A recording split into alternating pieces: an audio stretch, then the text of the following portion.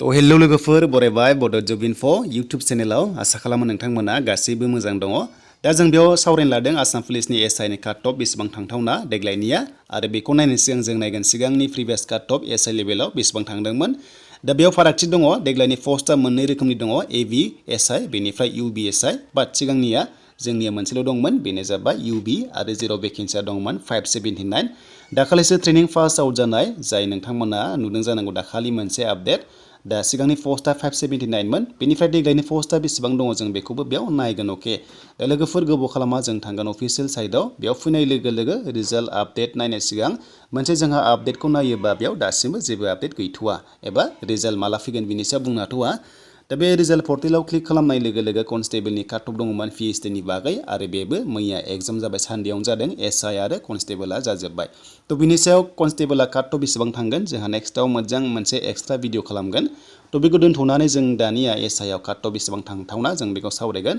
दा कुइसन पेपारा माबोरै जादोंमोन एबा बोरै दङमोन बिनि सायावबो जों बेयाव डिसकास खालामगोन। दा नोंथांमोनाबो गाव गावनि कमेन्ट्सखौ नोंथांमोना हरनो हागोन, बेसेबां नाम्बार मोन्दों बा नोंथांमोना बेसेबां नेगेटिभ थांगो बेखौबो नोंथांमोनाहाय बेयाव हरनो हागोन। दा बाथ्राया जाबाय नेगेटिभ मार्किं दङ, बेनिखायनो काट अफआ हाइ लेभेलाव थाङा जोंहा बेखौ मिथिखागौ।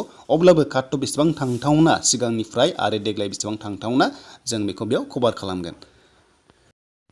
दा बेयाव नोंथांमोना नुनो मोनदों स्क्रिनाव, बे जाबाय सिगांनि काट अफ थांनाय बोसोरनि काट अफ एबा 2020आव जानाय। दा नोंथांमोना नुनो मोनदों एसटिपिआव 41.50 हौवाफोरा आरो हिन्जावफ्रा 31.50 थांदोंमोन, जेराव बेयावबो नेगेटिभ मार्किं दंमोन।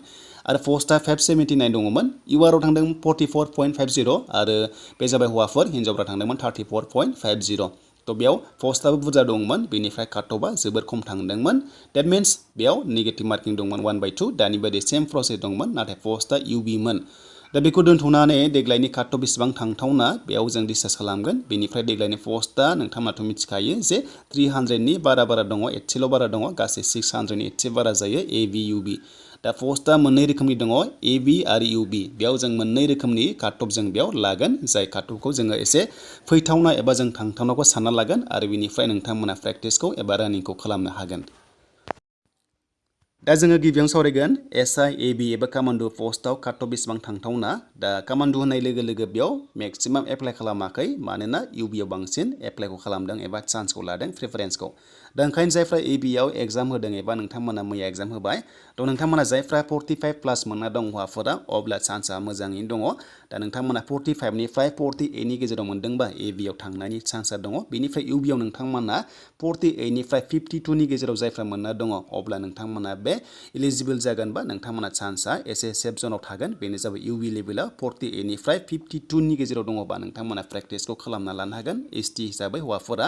बिनिफ्राय हिन्जावसाफोरा नोंथांमोना एबिआव, थ' नोंथांमोना 40निफ्राय लानानै जायफ्रा 42नि गेजेराव मोननाय दङ, अब्ला चान्सआ थागोन एबि लेभेलाव।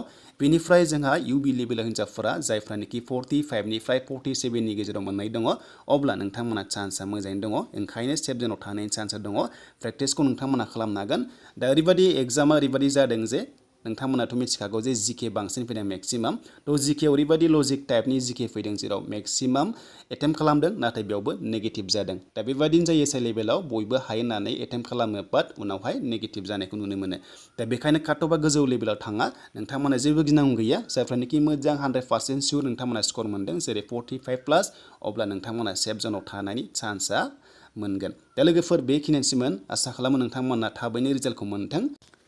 थ' बेनिफ्राय लोगोफोर जेब्लानोखि लेटेस्ट आपडेट फैगोन अफिसियेलि नोंथांमोना थाबैनो आपडेटखौ होनो नाजागोन। आरो जायफ्रा हेल्थ डिपार्टमेन्टआव एग्जाम होनो गोनां दङ, स' नोंथांमोना रेडि जानाया जोबोर इम्परटेन्ट, मानोना 15 मेआव जानायनि बाथ्रा होदों आरो लोगोसे गुवाहाटि हाइकर्टनि एग्जामा 22 मेआव जागोन। दा 10 मेआव एडमिट मोननाय जागोन गुवाहाटि हाइकर्टआ। बेनिफ्राय नोंथांमोनाबो जायफ्रा हेल्थआव एप्लाइ खालामदों, फार्स्ट उइक मेआवनो एडमिटखौ नोंथांमोना मोननो हागोन। थ' बेनिसिम लोगोफोर नोंथांमोना भिडिअ नायनानै मोजां मोनदोंबा लाइक, कमेन्ट, शेयार आरो चेनेलाव गोदानै फैदोंबा साबस्क्राइबबो खालामना लानो हागोन। बेबायदि आपडेट मोनो बड' जब इनफो इउटुब चेनेलाव।